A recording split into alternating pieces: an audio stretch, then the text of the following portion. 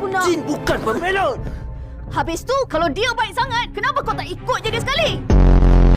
Habis tu sorry buat apa? Mana aku tahu? Bukannya aku nampak apa dengan kepala besar kau tu. Ke arah sana. Jom. Ya, Devi. Jom. Sudahlah. Korang buat apa korang nak. Aku dah tak nak jadi ejen. Victor? Awak tolong paskan kat dia Okey. Fikirlah sikit. Gunakan iris untuk cari punca benda tu. Kenapa aku nak dengar cakap kau? Ali, guna iris untuk cari punca benda ni.